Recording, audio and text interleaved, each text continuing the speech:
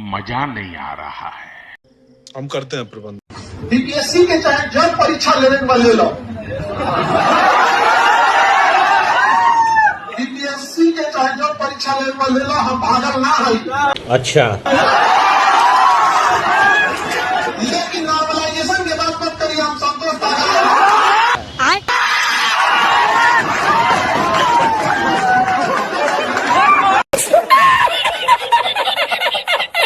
आप जिस चश्मे से देखते हो वो चश्मा जो है थोड़ा सा आपको साफ करना पड़ेगा। ठीक है। आपने जिस प्रकार से कहा कि भाई देखो देखो किस प्रकार से जो है फ्री बीच के नाम पर, फ्री बीच के अगर सबसे बड़ी किसी कोई आदमी कटु आलोचक रहा है इस देश में तो खुद प्रधानमंत्री रहे हैं। अरे झूठ बोल रहा है। और फ्री बीज खुद बांटते रहते हैं। अभी नहीं, जरूरत के हिसाब से, जरूरत है। नहीं, गलत दरकार है, गलत 5 किलो अनाज की दरकार है। अभी भी 81 करोड़ 35 लाख लोग, अरे भाई फिर वही 2028-31 दिसंबर तक लेंगे। क्या मतलब है? मुझे अपने घर जाना है इसका। बताइए ना, आप बताइए, सवाल आप ही पूछ रहे हैं, जवाब भी आप ही दे दीजिए। क्या मतलब है इसका? झूठ, हम झूठ बोलने के लिए चैनल पे नहीं बैठते हैं, हम झूठे वादे के तहत कोई अपनी बात को नहीं रखते हैं। ये क्या बात करता है यार? बोलने दे, तकलीफ हुआ है बेचारे को। मंदिर में दाना चुगकर चिड़िया मस्जिद में पानी पीती है। मैंने सुना है राधा की चुनरी कोई सलमा बेगम सीती है। एक रफी था महफिल रघुपति राघव गाता था। एक प्रेमचंद बच्चों को ईदगाह की कहानी सुनाता था। कभी कन्हैया की महिमा गाता रसखान सुनाई देता है। और औरों को दिखते होंगे हिंदू और मुसलमान, मुझे तो हर शख्स के अंदर इंसान दिखाई देता है। क्या बात है सर, क्या बात। ये जो आज कांवड़ मार्ग पे हो रहा है ये उसकी परिणति है। अभी इधर से कहा गया, आपने भी हाँ मिलाई कि बीजेपी नफरत की राजनीति नहीं करती।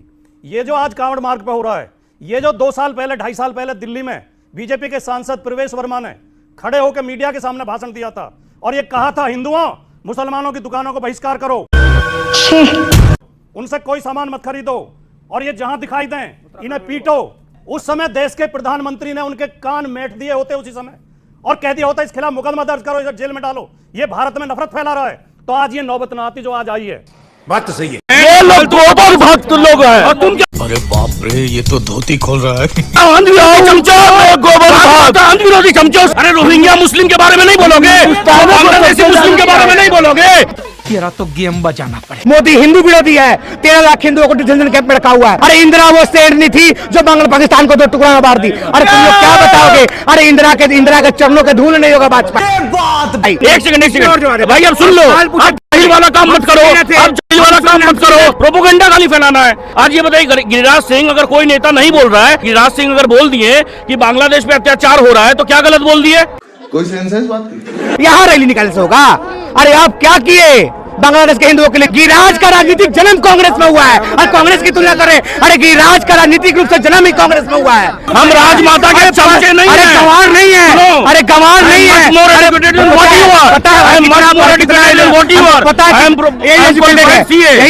अरे बुलाओ, भेजो गिरिराज को बांग्लादेश। बिहार में ड्रामा नहीं होगा, बिहार में यात्रा नहीं कर रहा है। हिंदू एकता, हिंदू एकता। मोदी जी ने कहा ठीक बटोगे तो कटोगे, योगी जी ने कहा, फिर मोदी जी ने कहा। बात तो सही है। वो नारा नहीं था तो क्या बात कर रहे हैं कि पहले बांटेंगे फिर काटेंगे। बेटा देश की जनता समझ नहीं पा रही है बस। अच्छा,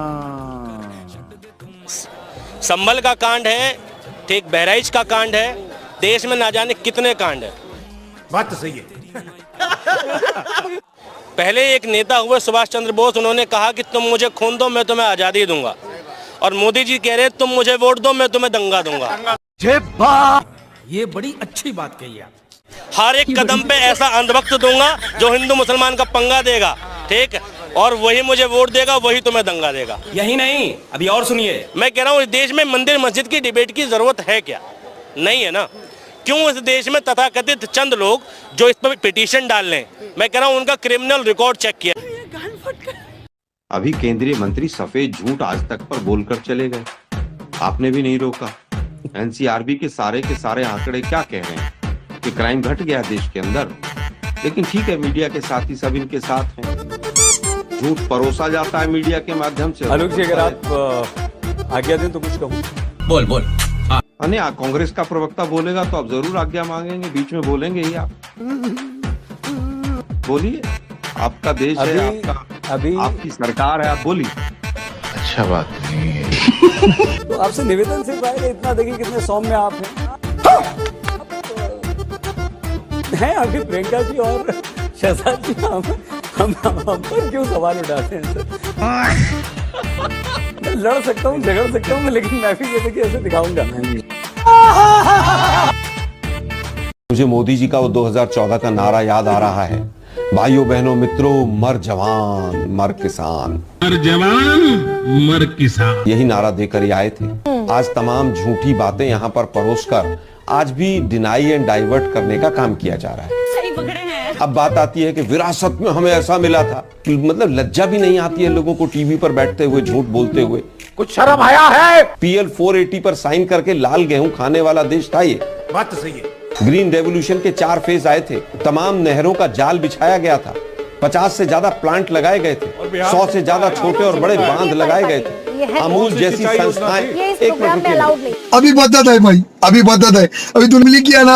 ऐसे ऐसे लोग अगर कमेटी में मेंबर होंगे जिनको एक डिबेट में बात करने की अकल नहीं है, तो ऐसे ही लोग क्या रिजल्ट देंगे देश देख रहा। वापस आता हूँ करते कि हम देश में क्या अच्छा करेंगे या फिर क्या नई चीजें लाएंगे, आप इसकी ज्यादा बात करते हैं। बोल बोल। अभी जो हमारे करंट प्राइम मिनिस्टर हैं, जो भी हैं, हम उनको गिरा देंगे। बस आप उनको गिराने की बात क्यों करते हैं, देश को उठाने की बात क्यों नहीं करते? राजनीति से दूर रहना चाहिए। भाजपा ने क्या अच्छा काम किया, मुझे गिनवा दीजिए। क्या अच्छा आप ही से सवाल पूछ रहे हैं, आप जवाब दीजिए। नौकरी दी नहीं, नेता पूछेंगे जनता से सवाल, पूछिए सर। बताइए ना, बताइए आप मुझे बताइए क्या अच्छा काम किया, मुझे बताइए। सर भाजपा ने सर नौकरियां दी, उल्टी गंगा क्यों बहाना चाहते हैं आप? चुप रहे। कोविड में उल्टी गंगा दरिया में लाशें तैर रही थी, वो नहीं दिखी आपको? सर इतनी सारी लाशें दरिया में तैर जरूर रही थी, लेकिन सर वो ऐसी एक आपदा थी जिसको पूरे देश ने झेला है। सर अगर हमको पहले से पता होता कि कोरोना आ रहा है तो हम तैयार रहते। हम में से कितने लोगों को पता था कि कोरोना पहले से आ रहा है, आप बता दीजिए। अभी बता दे भाई। सरकार की जिम्मेदारी थी ना, फिर ऑक्सीजन तो बाहर के मुल्कों से लेना पड़ा, जान तो बाहर के मुल्कों ने बचाई। कोर्ट के पास एक विशेष अधिकार होता है 142। ठीक है, कोर्ट ने कहा कि मेरा ये विशेष अधिकार है 142, इसलिए मैं ये जमीन रामलला को देता हूं। क्या बात है सर। सुन लीजिए दूसरी बात, नरेंद्र मोदी आए लेकिन राम जी के खड़ाओं पर पैर रखकर आए और सरकार बनी, और आज भी देखा ना लाचारी आपने। अरे बाप रे, जब देखा 5 राज्य निकल रहे हैं तो राम जी का ही नाम लाचारी नहीं, विचार है। राम जी का ही नाम लिया, विचार ये लाचारी है। बात तो सही है। पैर रख के आए हैं, सुनिए, ऐसा कोई बना नहीं है जो राम जी की खड़ाओं पे पैर रख सके। अच्छी बात कही। दूसरी बात, नरेंद्र मोदी राम का सहारा ले सकते, आप ये बोल सकते हैं। अच्छा, राम जी की खड़ाओ आराध्य है यहाँ के करोड़ों हिंदुओं के लिए, करोड़ों सनातनियों के लिए। तो रुको जरा, देखिए घुमा दिया, घुमा दिया, मजाक की बात नहीं है। इतना तो डिफेंस ये भी नहीं करते जितना कि हम सब उल्टे हाथ में घड़ी पहनते हैं और लोग कहते हैं कि मुसलमान उल्टे होते हैं, जबकि आपने सीधे हाथ में घड़ी पहनी है। तौबा तौबा, तो उल्टे में तो हमने पहनी है। खैर, और दूसरी मैं बात, उल्टा तो नहीं हो गया ना? आप सीधे में पहने, हम उल्टे में पहने। और दूसरी बात सर, सब जैसे कहते हैं कि आरएसएस, बीजेपी, आपने भी कहा कि ये सब अखंड भारत की, हिंदुत्व की बहुत ज्यादा उसके आज उसमें है। कहना क्या चाहते हो? तो वो अखंड भारत के फेवर में है।